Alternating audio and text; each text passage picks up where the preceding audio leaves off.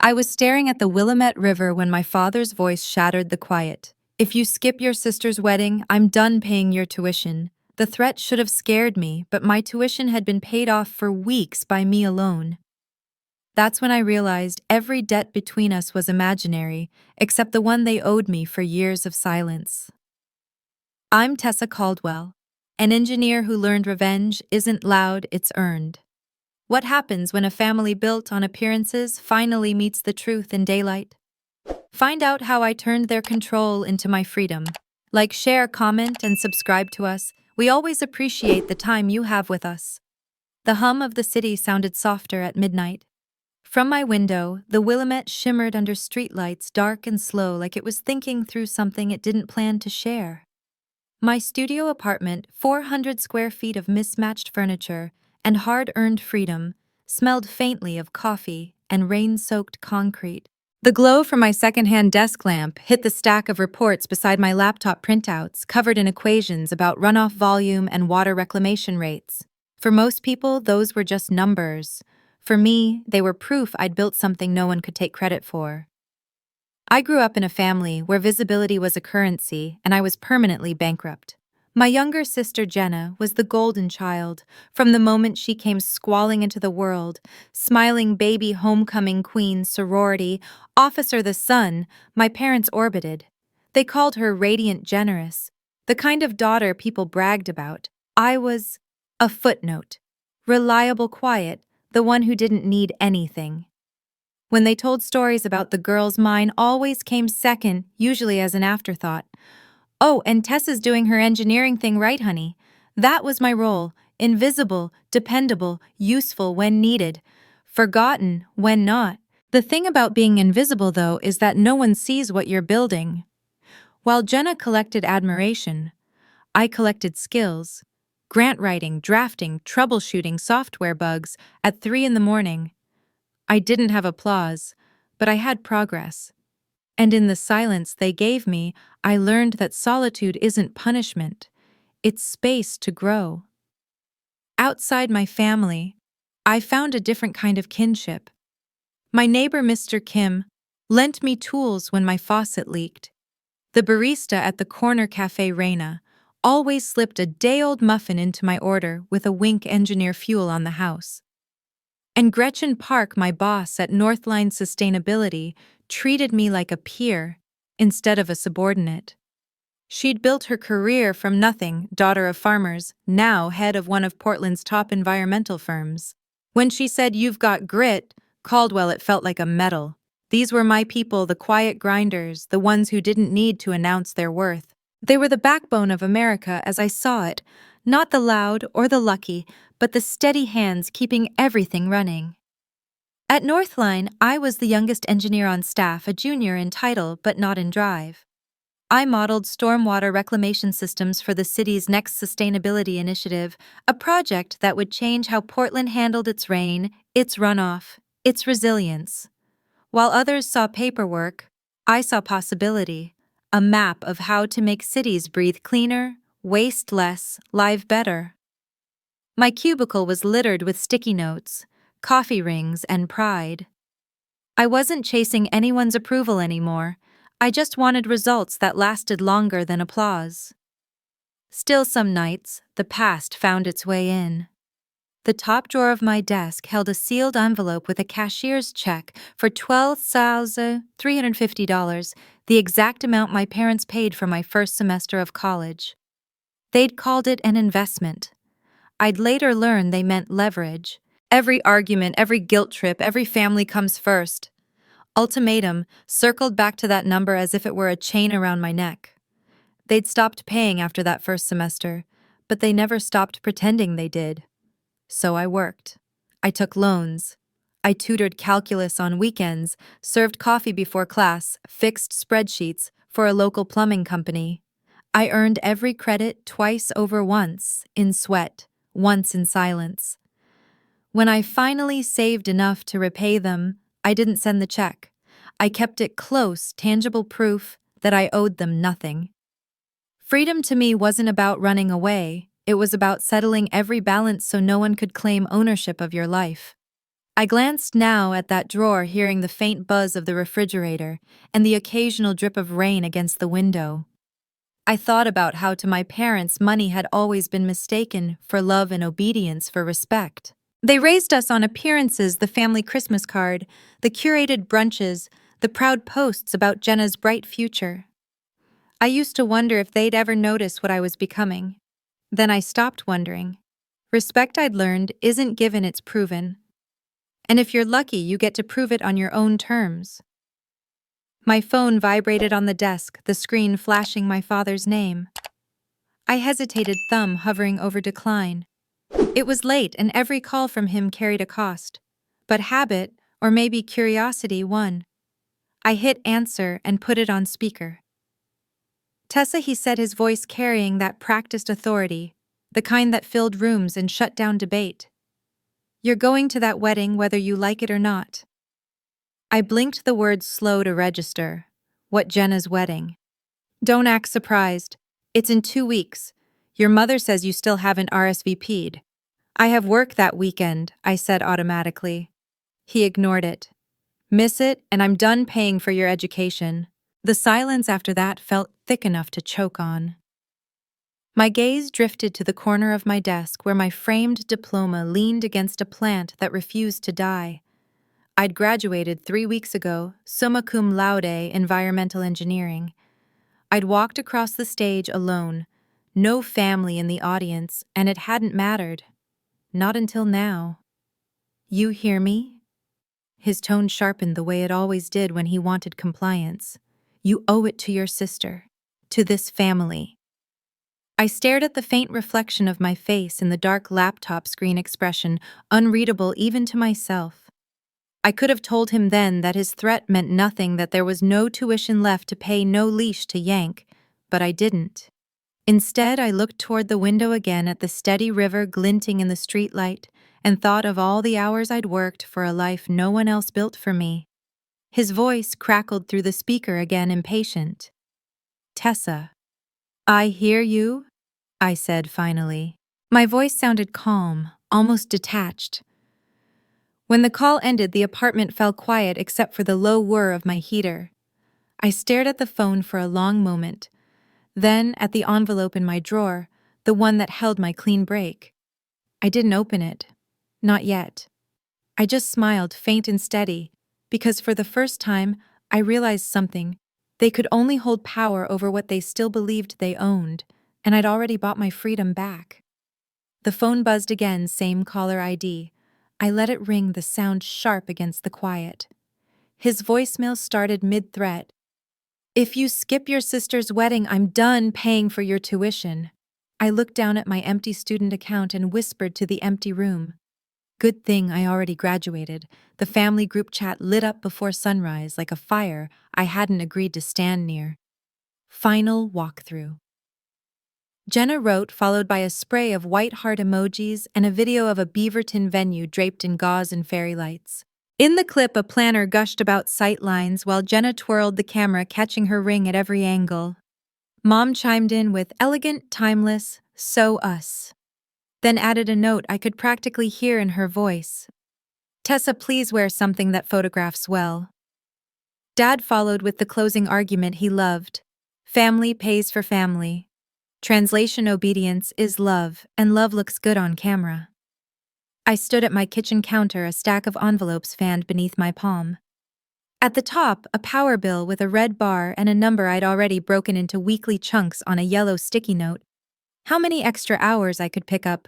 Tutoring, what to cut from groceries. Budgeting wasn't panic for me, it was policy. Raina had slipped me a day-old muffin yesterday. Mr. Kim had offered me his ladder when my smoke alarm chirped. The city could feel cold and unblinking, but my block was warm-blooded. That was the ledger that mattered. The group chat kept pulsing, photos of napkin folds, mock-ups of a monogram. Mom posted a shot of Jenna and Trevor in front of a floral arch. He had the smooth, relaxed posture of someone who's never had to prove he belongs. Trevor Hale, real estate money, a handshake that always found the bigger hand in the room, and barely a nod for me the 2 times we'd met. If charisma had a trust fund, it would look like him. In the chat, Dad came back with the gavel non-negotiable attendance is required. Don't make your sister's day about you. I typed, erased, typed again. The truth felt like a live wire. I had graduated 3 weeks ago, summa cum laude. I had a job offer with Northline locked. And in my drawer, a different kind of future waited in a thick envelope. A grad program acceptance I'd told no one about because I wanted the decision to belong to me and me alone. I scrolled to Jenna's video and paused on a frame, her laughing under the ceiling of glass light pooling at her feet.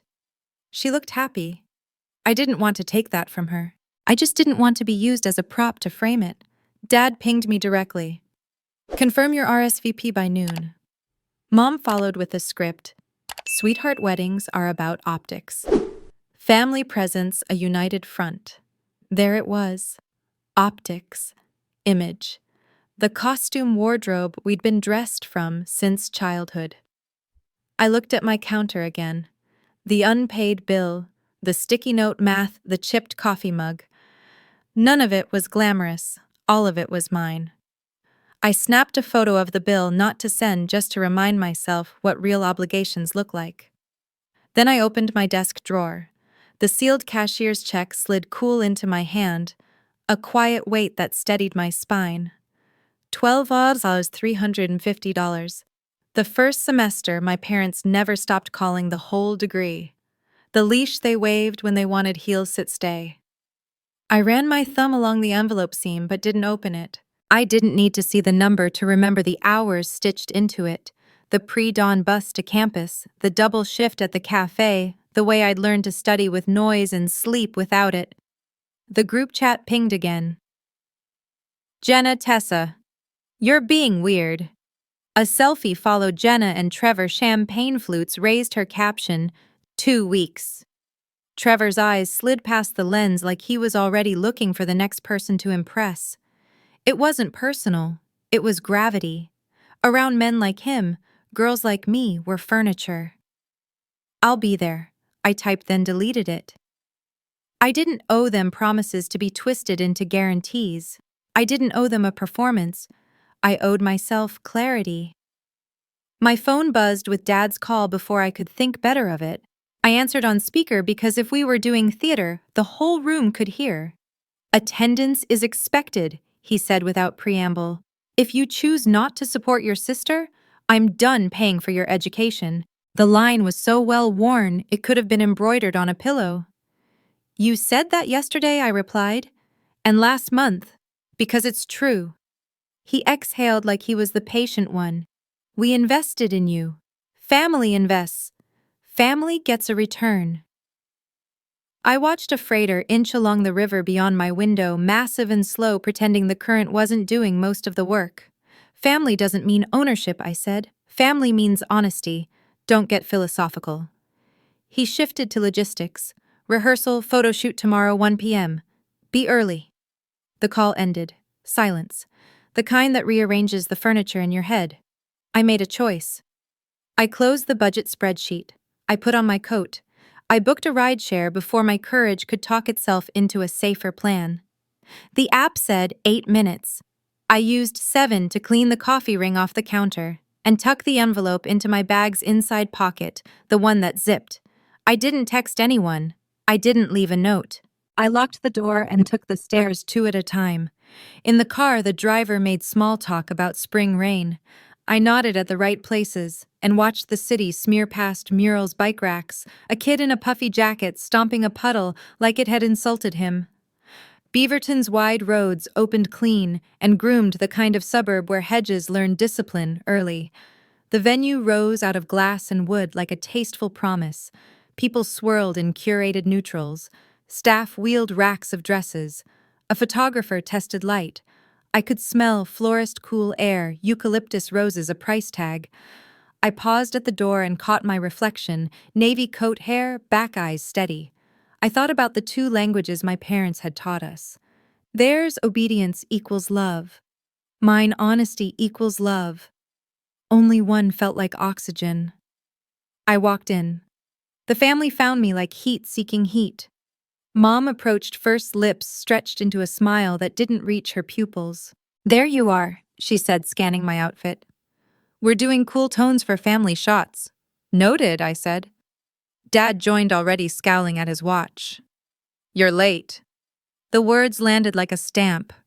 In the past, I would have apologized to erase the mark. Today, I reached into my bag and took out the envelope. His expression shifted curiosity, then suspicion. I put it in his hand. What's this? He asked. Open it. He tore the flap.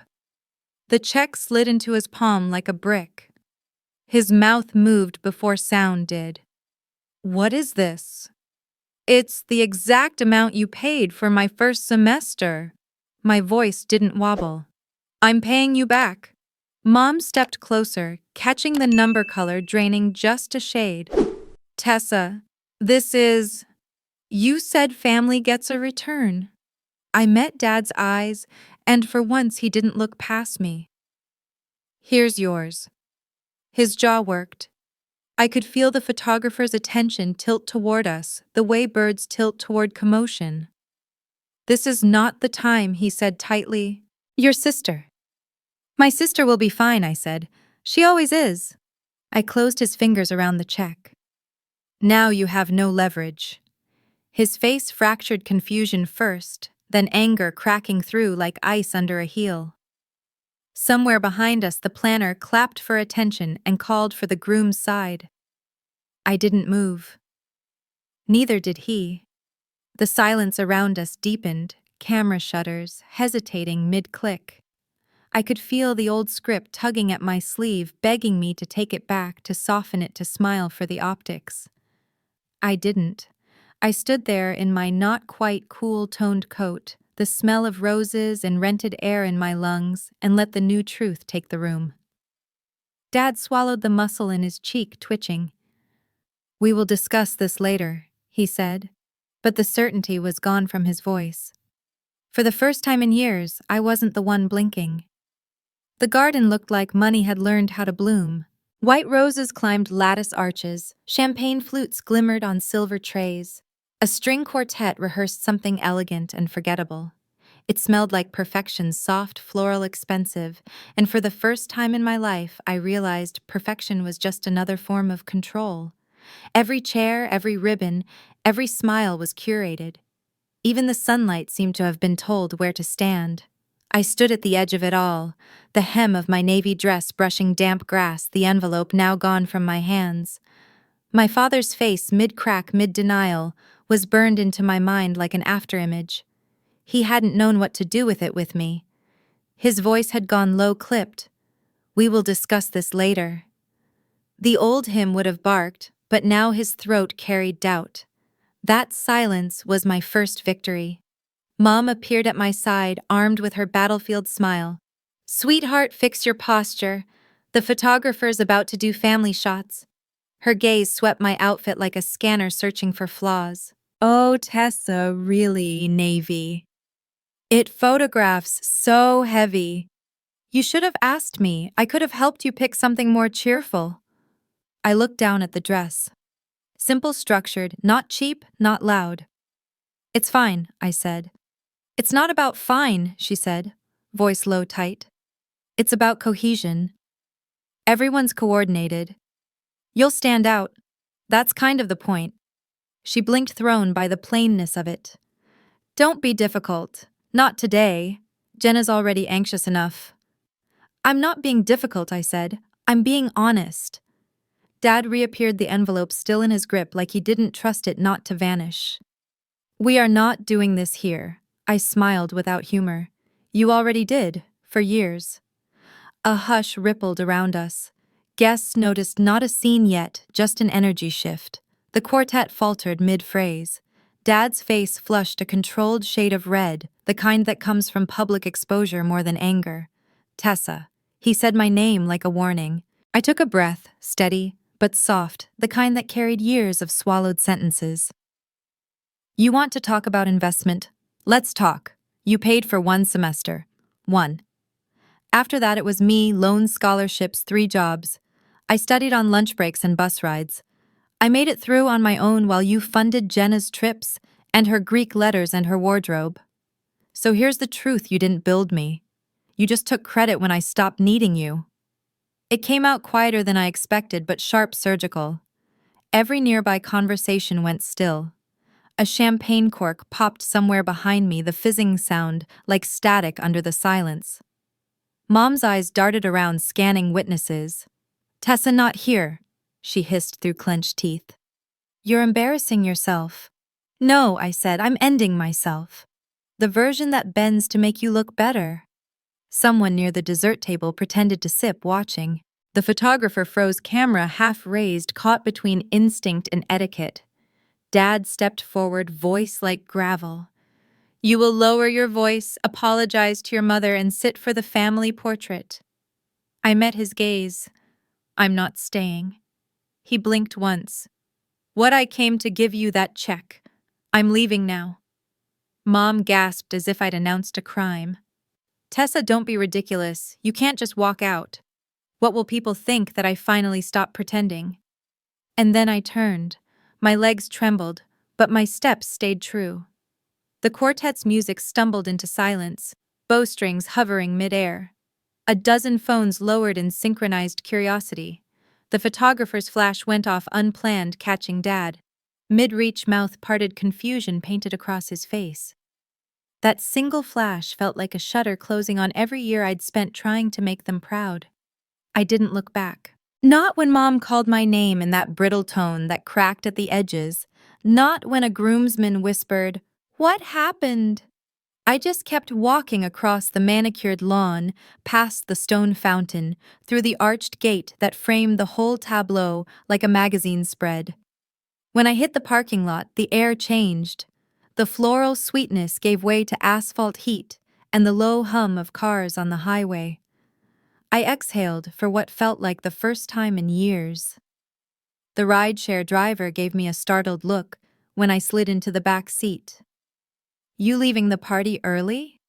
"Something like that." He nodded without prying, turned the radio low. We pulled away, tires whispering over the gravel. The city unfolded back toward me, gray sky, wet streets, graffiti under overpasses. I stared out the window as my pulse slowed, cataloging the storm inside, grief first, raw and animal. Relief next, sharp and dizzying. Then terror, real and human, the awareness that I'd crossed a line that couldn't be uncrossed. And underneath it all, steady and clean, was freedom. No one had ever given me that word. I'd earned it one quiet choice at a time, every time I said no, every time I worked late, every time I stopped explaining myself. Tonight, it had a shape, the look on my father's face when the power shifted and he didn't know what to do with the silence that followed. We hit a red light near downtown. Outside, a homeless man was crouched near a lamppost, holding a cardboard sign still standing. I almost laughed, not cruelly, just at the coincidence of it. Still standing. So was I. When I got home, I dropped my bag by the door and leaned against it, the apartment pressing quiet around me. I should have felt empty, but instead I felt light, the kind of light that comes after carrying too much for too long. My phone pinged on the counter, a text from Jenna. "Where did you go? Mom says you left." I read it twice, thumb hovering, then deleted it. Another sound followed, not the phone this time, but my door buzzer. Long, insistent. My chest tightened, instinct whispering before logic could. They sent someone.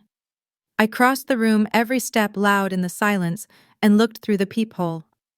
Outside in the dim hallway, light stood Jenna, mascara-streaked bouquet still in her hands, looking like she'd run straight out of her own fairy tale. Jenna stood outside my door like she wasn't sure which version of me would open it, the prop or the problem. Her bouquet drooped in one hand, its white roses browned at the edges, and mascara bled down the corners of her face in thin rivers. For once, she looked unedited. "Can I come in?" she asked, voice small, almost childlike. I hesitated, palm flat on the door. Part of me wanted to say no to preserve the silence I'd fought for, but something in her face wasn't performance. I unlocked it and stepped aside. The apartment swallowed her whole in one glance. She looked around like she'd stepped into a parallel universe. "It's small. It's mine." Her shoes clicked softly against the wood floor. The studio felt even smaller with her inside rain whispering against the window, the soft hum of the fridge filling the gaps. She set the bouquet on the counter and crossed her arms like armor. Mom's crying. Dad's furious. You embarrassed them in front of everyone. I didn't embarrass them, I said evenly. They embarrassed themselves when they treated a wedding like a stage show. That's not fair. Neither is pretending love is something you perform. She opened her mouth, then closed it. The silence stretched. I could almost hear her internal monologue, the one I'd learned to read over 20 years of watching her get everything I didn't. Why would you do that? She finally asked. Why would you make a scene like that? I laughed softly. No humor in it. That wasn't a scene, Jenna. That was a full stop. She frowned, confusion flickering. A what? A period. The end of a sentence they kept writing for me. Her arms dropped, and for the first time since I'd opened the door, she looked less like a golden child and more like a person unsure what role she was supposed to play. I didn't even know you were mad at them. That's because nobody ever asked. The words came out flat, but something about saying them out loud cracked open the air between us. She sank onto the hand-me-down couch, the one Mr. Kim had helped me drag up 2 flights of stairs, and pressed her palms together. You always seemed fine, she said. That's because fine was the only version of me anyone made room for. I leaned against the counter, crossing my arms. You want to know the truth? I graduated summa cum laude. Valedictorian. Full scholarship offers for grad school. I already have a 6-figure job waiting Northline Sustainability. I helped design a city project that could change how Portland manages stormwater. But none of you knew that because no one cared enough to ask. Jenna blinked.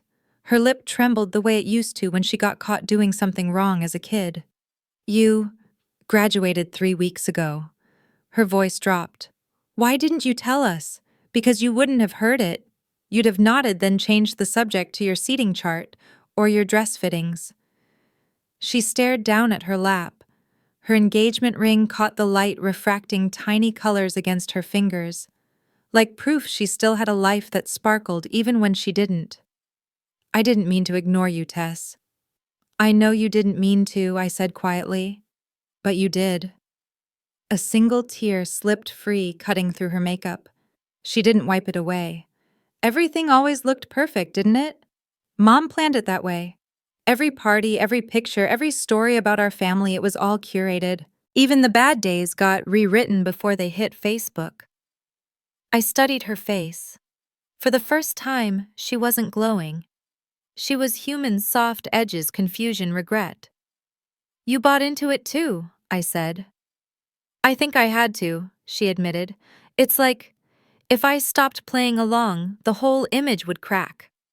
And Mom hates cracks. She looked around my tiny apartment again, as if seeing something she'd never known existed. They told me you were struggling, that you needed help, that you didn't have direction. I laughed, sharp enough to sting. I had direction. It just didn't lead back to them. She bit her lip. So you really did it all yourself? Yes. And you know what's funny? They still act like they built me. Her eyes shone, and for once, not out of vanity. God, I didn't know. I didn't expect you to. You were busy being perfect. Perfect's exhausting, she said, voice cracking mid-sentence. You think it's easy being their project. Every time I messed up, Mom panicked like it was a PR crisis. Dad tracked Trevor's salary like it was a family KPI. It's not a life, it's a brand. The bitterness in her tone surprised me. I wasn't used to hearing her sound like me. So, drop the brand, I said. Nobody's forcing you to keep wearing it. She shook her head slowly. You don't understand. They built my whole world around it. If I stopped, I'd have to admit I don't really know who I am without them. Then maybe it's time to find out. Her eyes lifted to mine, and something shifted, small but real. You've changed, she said. No, I said. I just stopped apologizing. The rain thickened outside, tracing diagonal lines down the window like the world was quietly taking notes. The air smelled like coffee and damp concrete. She glanced at the diploma on my desk, still half wrapped in the paper it came in. You really did all that? Yeah. She nodded slowly. I'm proud of you, Tessa. It sounded awkward on her tongue, but it was the first honest thing she'd said. I crossed to the window and looked out at the streetlights bleeding into puddles below. If we're ever going to have something real, I said, I need it to be curiosity and respect, not convenience, not when it looks good. I can try, she whispered. Trying's a start. She stood smoothing the wrinkles in her dress, but her hands were still shaking. They'll be talking about what happened all night, she said softly. Dad's pacing. Mom's probably rewriting the story already. Let her. She's been editing me my whole life. Jenna gave a small, tired laugh. She'll say you overreacted. She always does when I tell the truth. I turned back toward her. You know, for once I don't want to fix this. I just want to live with it. She nodded, stepping toward the door, but she didn't leave right away. Her fingers hovered on the knob, her voice barely audible. Trevor told me something. I tilted my head. What? She hesitated, biting her lip hard enough to leave a mark. He said Dad came to him a few months ago, asked for a loan. I froze. A loan? $20,000. Her voice cracked again. And he said Dad might need more. For a second, all I could hear was the rain. Slow, deliberate, like the city itself was bracing for impact. Jenna's eyes met mine. Wide, uncertain, scared. I don't think it was for the business, Tess. I think it's worse than that. Brew Point on W23rd smelled like burnt sugar and wet wool, the kind of Portland morning that seeps into your sleeves. I took the corner table facing the window so I could watch the street dogs pulling their owners' cyclists, ghosting the curb, a delivery truck hissing to a stop. When Trevor walked in, the bell over the door gave a tired jingle like it knew we weren't here for coffee. He spotted me, lifted a hand that looked like it had never gripped anything heavy, and came over with 2 paper cups. Regular drip, he said, placing one in front of me. Didn't know how you take it. Black, I said, and took a sip that scalded my tongue.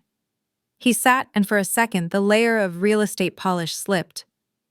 He looked smaller without the party lighting and the perfect backdrop. His shirt was casual, expensive, and creased in a way that said he'd been in a car for longer than he wanted to be. I'm not really sure how to start, he said, fingers worrying the lid. Try the truth. He nodded, swallowed. Your dad asked me for a loan 3 months ago. $20,000. He said it was a temporary cash flow issue. Client payments delayed. He used the words bridge and float a lot. He looked out the window as if the glass might help him aim. I wired it the same day. Family. I kept my face steady even as heat crept up my neck. And now, he called last week. Said the client still hadn't paid, said he needed another 15 to keep the business afloat. He forced a laugh that landed like a cough. 15. As if it's just a number that happens to be smaller than 20. Did he give you statements, invoices, anything that proves the client exists? No. He sounded insulted when I asked. Trevor rubbed his jaw, a restless, expensive watch flashing at his wrist. He said it was beneath him to show financials to his son-in-law. I let the silence sit long enough to make room for what came next. When I spoke, I kept my voice low, but knifed clean through the air. My parents inflate their generosity like a balloon. From far away, it looks impressive. Up close, you can hear it squeak. He blinked, meaning they paid for 1 semester of my college and turned it into a lifetime of myth. They've been telling the world they carried me while I carried myself. That's how they operate. Image is the currency. Debt is the secret. He pressed his lips together. Jenna believes them. Of course she does. They trained her to. Every story they tell is proof they're good parents and we're loyal children. That's the performance. I sipped the coffee again, now that it had cooled into usefulness. If you bankroll them, Trevor, you're not helping. You're underwriting a lie. He flinched, just a flicker. They're Jenna's parents. They're mine too, I said. And I walked out. Not because I wanted drama, but because the price of staying was pretending lies were love. He stared at the table at a ring of dried milk like a tiny white eclipse. I thought marrying into a close family would be nice. Sunday dinners. People who cheer for you. They will cheer, I said. As long as you clap on cue. He let the joke die between us. When he looked up, his eyes were clear and scared. If I keep lending, it becomes monthly. Then it becomes just until we get through the quarter. Then it becomes a second marriage I never agreed to. It becomes your marriage, I said, hijacked. He nodded like confession had loosened a knot at the base of his skull. What do I do? Paper, I said. Ask for it. Financials, bank statements, business ledgers, aging reports. If there's a client who owes that much, there's documentation. If there's a cash flow crunch, there's a trail. Trust paper, not stories. He winced. He's going to hate that. Good, I said. The truth shouldn't mind being measured. He studied me. You're calmer than I expected. Calm is cheaper than panic. I checked the time, and I'm late for being poor. He frowned. What I smiled small. Kidding. I have work. He leaned in a fraction. Jenna said you paid your own way. Loans, scholarships, 3 jobs.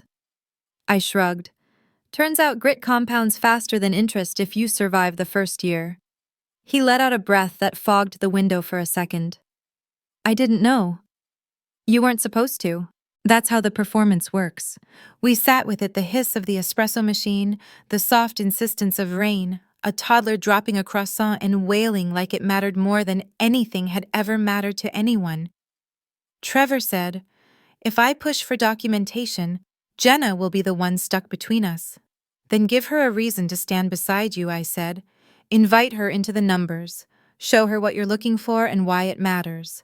He nodded, eyes on the street, then back to me. And you? I'm going to send a text. I pulled out my phone and typed with careful thumbs, I know about the loans. Be honest or stop blaming me. I hovered over send, felt my stomach tilt, then tapped it. The message left blue and cold. Trevor's mouth twitched like he wanted to smile but couldn't find a place to put it. You're braver than me. No, I said. I'm just tired. We left at the same time. Outside, the rain had decided to be serious studs of water dotting the sidewalk bus brakes, sighing like old men relieved to sit. He shook my hand as if we were standing in a boardroom and not at the edge of something fragile. Thank you, he said. I don't know if I deserve it, but thank you. You don't have to deserve advice, I said. You just have to use it. I walked toward the streetcar because I like the way it hums through the city like a promise. My phone buzzed before the shelter's roof could catch the drops. Dad, how dare you interfere? The fury in the words was familiar, the entitlement older than I was. A second buzz cut in, stacked right under his rage. Jenna, it's worse than we thought. Credit cards, juggled loans. The house is at risk. The street seemed to tilt. I sat on the cold metal bench and read it again, then a third time until the words separated from the shock. Credit cards meant time bombs ticking beneath the polite kitchen table. Juggled loans meant robbing Peter, paying Paul, and naming it strategy. The house at risk meant the brand couldn't cover the mortgage anymore. Dad had sent a threat. Jenna had sent a smoke signal. I looked up at the wet city. A cyclist flicked water from his jacket with a one-handed shake. A woman lifted a toddler into a stroller, both of them laughing at nothing I could see. Inside the shelter, an ad for a bank promised clarity with every statement. The irony felt cheap, but the words stuck. Clarity. If the numbers were true, they were sinking. If they weren't, they were sinking faster. The streetcar glided into view, its windows reflecting a stretched version of me, tired, alert, someone who had run out of room to pretend. I texted Jenna, I'm here. Whatever this is, we look at it head on. Paper only. Then I stood as the doors opened a warm breath against the cold morning and stepped into the car like it was a courtroom and a life raft at once. Hospitals make time sound like shoes squeaking on waxed floors, fast and endless at once.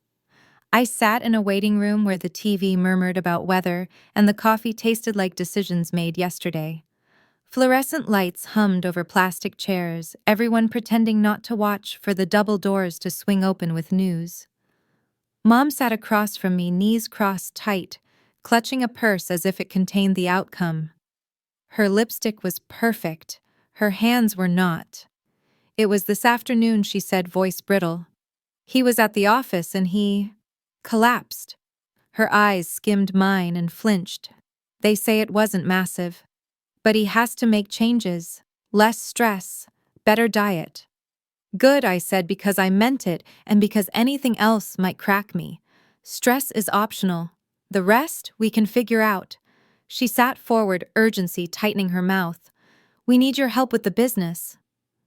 There it was, the real reason my phone had blown up on the drive over. "Mom!" Just until he's back on his feet, she rushed. "Invoices, calls, smoothing clients. You know numbers and you're good with presentations. It's family." That last word arrived like a hook wrapped in silk. I set my paper cup down carefully. "I'm sorry he's sick. I really am. But I'm not your rescue plan." Her eyes flashed the hurt she wears like jewelry. "You'd let your father's life's work fall apart. I'd let consequences arrive where they've been invited," I said quietly. "What I won't do is carry a load that only becomes mine when you need the optics of a dutiful daughter." "Optics," she recoiled as if I'd said a profanity. "You're angry. That's all this is." "I'm clear," I said. "And I'm telling you the truth. I should have said years ago, boundaries aren't betrayal." She looked past me to the vending machine, to anyone who might witness her pain and assign it nobility. "I don't recognize you, Tessa." I finally recognized myself. The double doors opened. A nurse called a name that wasn't ours.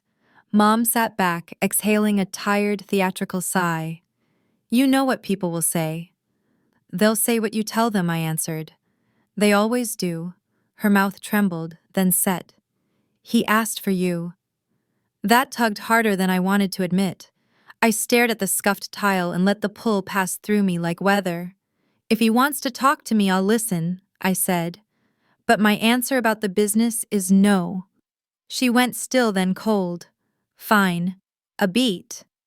Don't expect us to be there when you need us." The irony landed with the soft thud of an old truth finally laid flat. I haven't expected that in years. A doctor came and offered updates in a measured tone, stable precautionary tests, admitting overnight. Mom surged to her feet, absorbing the words that gave her a script to rehearse. I stayed seated and sent Jenna a quick text, "How are you?" and got back only with "Mom, call later." Outside, the air cut cleaner than inside. I walked to the curb to breathe, watched a paramedic crew step out, with practiced calm. The red lights washed the entrance and faded. I thought of the word I kept coming back to, clarity, and how it always arrives like cold water. My phone buzzed again. "Gretchen." I almost let it go to voicemail, then swiped. "Hey," I said. "You free for 5?" she asked. "I'm outside a hospital," I said. "Dad had a heart attack." "Damn," she said, simple and human. "Is he okay, stable?" "Then this can wait," she said immediately. The reflex to say no, "I'm fine, give me work," so I don't feel anything, rose and fell. "I'm listening," I said. She didn't fill the silence with apologies or platitudes. "We just got word," she said. "We're shortlisted to present for the Portland Sustainability Initiative. Final 4. The council wants deep technical chops at the table, and I want you front and center on environmental impact and adaptive management. You've done the heaviest lift on the modeling, and it shows." The hospital doors whooshed behind me, releasing a wave of antiseptic air and low voices. "Front and center." "Yes," she said. "It's a lot. High stakes. You'll be questioned hard. I want you precisely because you don't bluff. You do your homework and you tell the truth in plain language. That reads." I pressed a palm to my temple, felt the tired behind my eyes. then felt something steadier underneath. I can do it. I know, she said. We'll build the deck together. Marcus will anchor budget and timeline. You own the metrics and the contingency logic. We're not selling flash, we're selling competence. Competence, preparation, public service. The list formed in my head like a spine. When's the presentation? 3 weeks, she said. We start war rooming Monday. If you need time for family, take it. We'll work around it. Thank you, I said. I'll be there. She paused. You okay? Not really, I said. But I'm choosing my lane. That's all any of us do, she said and hung up. I stood there in the neon dusk, sirens fading to whispers, and let the two realities touch edges. A father who'd built a life on performance, and a room of city officials who would measure what I said by the math, not by how it photographed. The difference felt like oxygen. When I got home, the apartment received me like it always did, small, honest mine. I showered the hospital smell off my skin and changed into sweats. Mail had piled under the door, glossy envelopes shouting about sales and miracles. One was plain white. My name in my father's handwriting, sloped and authoritative even in its wobble. I carried it to the kitchen and slit it with a butter knife. The letter wasn't long. It didn't have to be. He called me selfish. He said I was abandoning the family. He hoped I could live with my choices. The last line tried to pin my future to his illness. When I'm gone, remember, I asked for help, and you refused. The page felt thin, but the manipulation was heavy. I set it on the counter. The sink gleamed empty. I turned the stove burner on and waited for the gas to catch with a blue ring. I held the corner of the letter to the flame until it bloomed orange, then fed it to the basin and watched fire eat his sentences into black curls. Smoke lifted faint and final. No more carrying your guilt, I said to the quiet room and reached for the faucet. The last ember hissed out. I opened my laptop.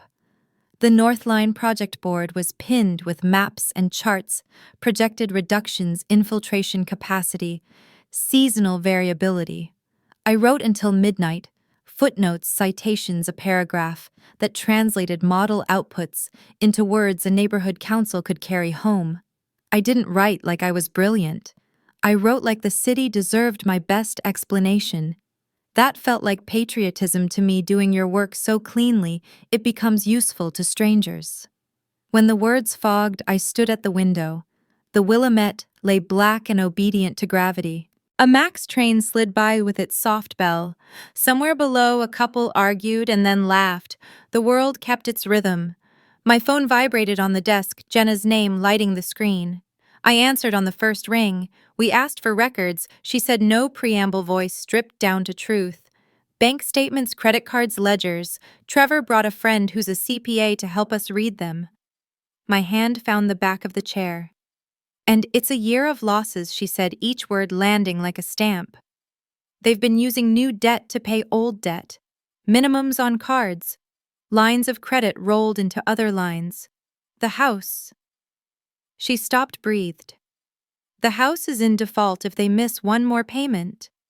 I closed my eyes, not to unhear it but to hold it steady. Trevor. He's bringing in an advisor, she said. And a business broker. The last two words hung between us like a cord. You're selling if anyone will take it, she said, voice shaking. I don't know what to do. Outside, a siren drew a line through the night and faded. I opened my eyes and spoke into the space where our old dynamic used to live. We keep telling the truth. Paper only, no more performance. She exhaled, ragged. Okay. We'll meet tomorrow, I said. We'll map it out. Okay, she said again, smaller. Good night, Tess. The line clicked off, leaving the lamp's patient glow and a city that would need what I knew how to build. I sat back down, pulled the metrics closer, and chose my lane again. The air inside City Hall felt like nerves polished into marble. The council chamber smelled faintly of coffee and dry erase markers.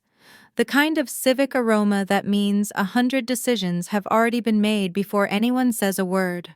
Rows of folding chairs stretched to the back, where local reporters were setting up cameras, notebooks poised. The projection screen at the front glowed with Northline's logo and the words, Portland Sustainability Initiative Final Presentations. I stood beside Gretchen and Marcus, my pulse steady in the low hum of murmured conversation. Gretchen leaned close and whispered, "You've got 10 minutes. Speak plain, breathe, and remember we're the ones with the homework done." I nodded. 10 minutes to translate a year's worth of models, field data, and math into something people could feel. I'd practiced until my voice was stripped of filler, no jargon, no pretension, just clarity. When the chairwoman called our name, I rose and walked to the podium. A microphone waited like a confession booth. "Good morning," I said, my voice echoing just enough to remind me this was real. "My name is Tessa Caldwell, environmental engineer with Northline Sustainability. I'll be speaking on stormwater reclamation and projected efficiency outcomes." A slide behind me shifted to a graph of rooftops and runoff lines. Our city loses approximately 2 billion gallons of recoverable rainwater each year. Our system captures, filters, and reuses 32% of that within 5 years, scalable to 48% by year 10 with optimization and community adoption incentives. That's not theoretical, it's modeled from live pilot data in the Fremont district. I clicked again. Numbers replaced pictures. We aren't asking you to imagine a perfect system, we're showing you what's already working, scaled responsibly. No one coughed. No shuffling papers. I let silence punctuate each point the way Gretchen had taught me. Give them space to agree before they know they do. I outlined contingency logic, quarter-by-quarter maintenance costs, risk buffers for extreme weather. When the Q&A began, it came sharp and fast. Permitting timeline, one councilman asked. 18 months with pre-approvals baked in, I said. Maintenance liability. Shared between city and contracted operators under the adaptive management plan. What about worst-case drought years? I switched slides. Secondary storage capacity offsets. We already tested for the 2023 drought scenario. The efficiency loss would be under 5%. A few council members nodded, scribbling. Even the skeptical ones leaned forward. When my 10 minutes ended, I stepped back to Gretchen's quiet smile. Marcus took over, walking through budgets and schedule phasing. My pulse began to slow until the rival firm's representative stood. The man's suit was crisp, his tie too precise. His name badge read Harbor Point Environmental, a company I'd barely noticed during prep because they'd been ranked last in preliminary scoring. "We appreciate Northline's optimism." He began, his smile professional and thin. "However, our analysis suggests their projections rely on outdated adoption metrics. Based on market data, those numbers overstate feasible community participation by as much as 20%. A murmur rippled through the room. I frowned, scanning the slide he'd queued up behind him. The chart template hit like a sting. I'd seen that design before. Pale blue bars, same axis labels, same margin spacing. My father's firm had used it in a presentation 2 years ago. The consultant gestured to his data set. "You can see here, based on consumer resistance indexes, that achieving even a 30% reduction would require subsidies the city doesn't currently have budgeted." Gretchen's expression tightened. "That's not accurate data," she said calmly. He smiled, shark polite. "We pulled from a third-party report, verified by industry partners." Industry partners. My stomach turned cold. Because I knew exactly which partners. Those were the same subcontractors who'd helped tank my father's accounts when their numbers fell apart under audit. The market data he cited wasn't market-tested. It was recycled, cherry-picked, and 2 years obsolete. I stood before I could second-guess myself. "Council Chair," I said, voice steady, "if I may clarify?" The chairwoman nodded. "Proceed, Ms. Caldwell." I faced the screen, pointer in hand. "The data cited in this slide is from the Northwest Resource Forecast Quarter 2 of 2022. Those projections were retracted last year after a methodology review found sampling errors in the base population. The consultant blinked, caught off script. Excuse me, I clicked to a slide I'd kept in reserve, the one Gretchen called our just in case. Here's the corrected dataset, I said. Notice the difference. Community participation projections rebounded after factoring updated incentive programs and city outreach. That's why our model aligns with current 2024 metrics. The outdated data you're referencing was used by a private consultancy that subcontracted to my father's firm before its dissolution. The man's face went still. Those assumptions, I continued, were the same ones that overstated risk margins on previous city projects, resulting in cost overruns and client losses. I paused, letting the words settle. We chose to build our numbers on transparent, verifiable data. Every chart in our deck links to public records. Every model we used is open source. Silence. Then from one councilwoman at the end of the dais, a quiet but firm, "That's the kind of transparency this city needs." A ripple of nods followed. The consultant mumbled something about differing interpretations, then sat. I stepped back, pulse hammering but face composed. Gretchen gave me a look that said, "You just nailed a live grenade shut." The questions that followed were friendlier now. Clarifications, not challenges. Someone even asked to borrow my phrasing about transparent metrics. When the vote came, it was quick. The chairwoman smiled faintly. By unanimous decision, the Portland Sustainability Initiative contract is awarded to Northline Sustainability. Applause started tentative, then gathered weight. Cameras flashed. I exhaled for the first time in an hour. Gretchen squeezed my shoulder. "You just saved the room and maybe the city," she murmured. I thought of Dad's firm, the hollow loans, the quiet collapse behind their curated front. The irony cut deep. The lies that once sank their business had just elevated mine, and I hadn't twisted the knife. I'd only told the truth in daylight. After the meeting, reporters crowded the hallway. "Ms. Caldwell, can we get a quote?" one called. I stopped just long enough to say, "Competence isn't flashy. It's just honest work." By the time I got to the curb, the afternoon light had turned gold and hard. I felt both heavier and cleaner. Gretchen walked beside me, grinning like she'd already forgotten the rival's name. "You know," she said when you stepped in up there, "I thought, God help us, she's going off script. But you didn't. You wrote a new one. Sometimes that's the only way to stay honest," I said. She laughed. "Remind me never to underestimate you again." When I got home, the city felt different. The same skyline but sharper. The same river but steadier. I dropped my bag, kicked off my shoes, and checked my phone. Notifications everywhere. Emails from colleagues, texts from people I hadn't spoken to in years. Among them, a headline link from Gretchen City Awards, 22 Mars. Sustainability contract to Northline local engineer, leads data breakthrough. My name sat bold in the third paragraph. I sat on the couch, the glow of the article washing the room, and laughed under my breath. Then I noticed another envelope propped against the door, no stamp, hand-delivered. My stomach tightened. Inside, wrapped in brown paper, was a framed copy of the Oregon Daily article. My name circled in red pen. A note taped to the glass in my mother's looping handwriting. "We're so proud." I stared at it, the irony so thick it almost felt tender. The frame was expensive, the kind that belongs in a hallway of self-congratulation. Pride offered like forgiveness. I turned it face down on the table, then carried it to the closet, the dark one where old coats lived and dust made no judgments.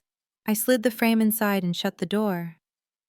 For a long moment, I stood there, palm against the wood, feeling the weight of everything that had just shifted: the contract, the truth, the invisible ledger finally balanced in daylight.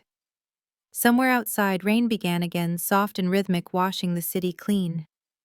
Jenna brewed coffee like it was an apology. Slow, careful, no shortcuts. We sat at her kitchen table without phones or scripts, the window framing a slice of Beaverton sky and a line of townhouses that all looked like they were behaving. Her hair was uncurled, Her sweatshirt oversized the ring turned inward so it wouldn't catch on anything. "I'm not here to defend them," she said, hands wrapped around the mug. "I'm here to tell the truth. I lived in a mirror they held up and I thought it was me." She looked up. "I see you now." The words landed simple and clean. I didn't try to rescue her from them. "Seeing is work," I said. "It's not free." She nodded, swallowing. "I'm going to do it anyway. I told Trevor I want our marriage to be real, not branded.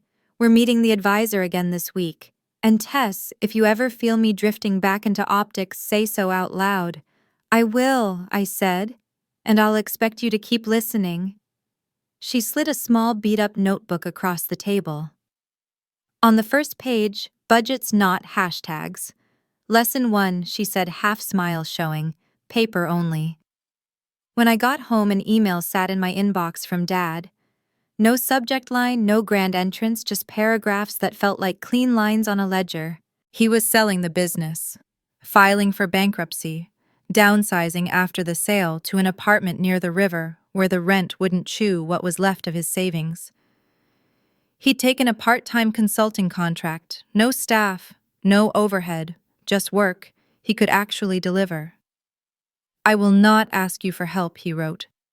"I'm informing you because it's yours to know. If you'd like to meet for coffee, I can be at Morning Grounds on Saturday at 10.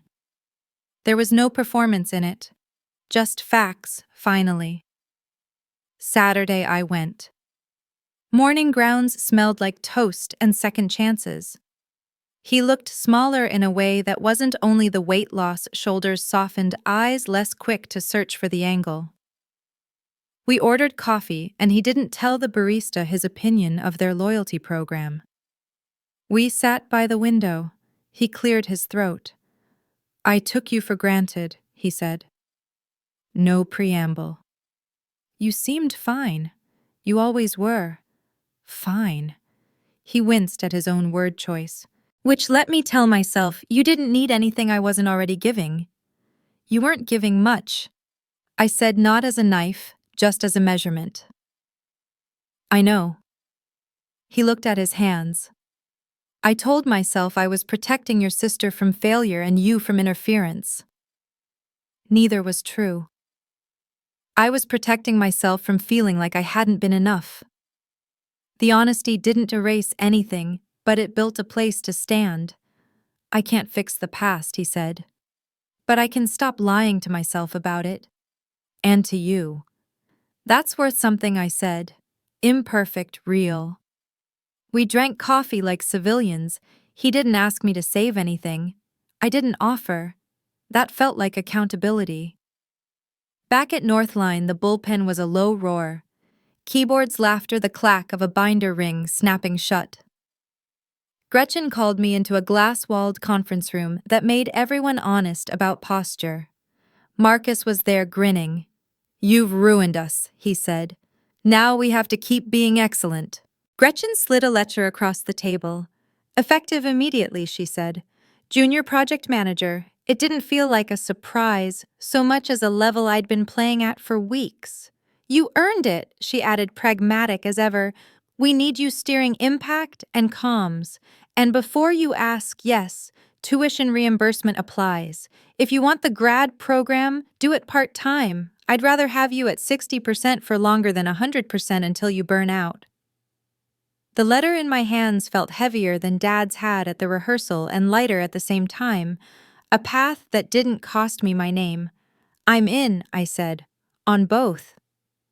The grad program's portal asked for essays about purpose. I wrote about drains and dignity, about how infrastructure is the most intimate promise a city makes to its people. The acceptance came back with an attached calendar and a quiet note about scholarship stacking. I pinned the schedule over my desk like a map of a place I'd decided to live. On a gray Saturday, I led a volunteer workshop at the community center, folding chairs, coffee in a plastic urn, a whiteboard that remembered every ghost lesson ever taught on it. Neighbors came with questions that mattered more than theory. Will this flood my basement? Can I afford the retrofit? Who do I call when it breaks? I drew diagrams of gutters and cisterns, circled pressure points, translated gallons into monthly bills and summer tomatoes. A woman in a denim jacket raised her hand. "You're not selling us," she said. "You're teaching us."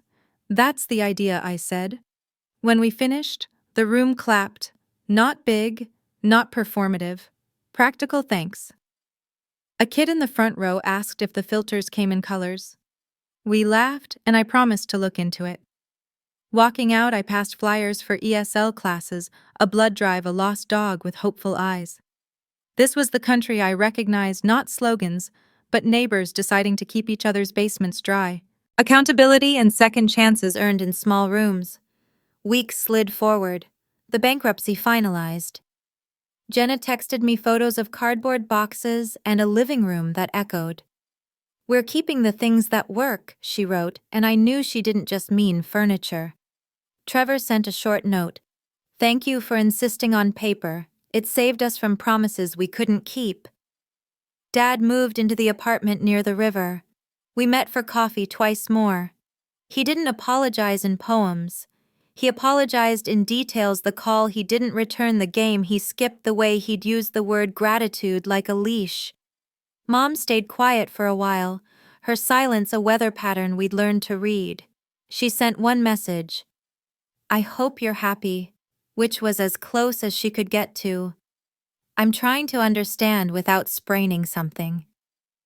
Then the city rolled out Phase 1 on a breezy afternoon that smelled like wet dirt and cut grass. The council set up a small stage at the pilot site, ribbon looped between two posts, microphones catching snippets of wind. City staff wore fluorescent vests and relieved expressions. Reporters milled board until they weren't. Gretchen spoke first. Brief, fluent, in gratitude without flattery. She handed the mic to me. I kept it short. "We promised numbers you could verify," I said. "Today, we put them to work. If this helps your water bill, your garden, or your street after a storm, it's doing its job." Applause. Then clippers through ribbon. Then the satisfying thunk of the first valve turning. The system hissed to life. Water moving where it should instead of where it could. People cheered the way they do for things that will still matter next week. As the crowd shifted, I scanned faces without meaning to. That's when I saw her half a row back, hands clasped, no sunglasses, no camera.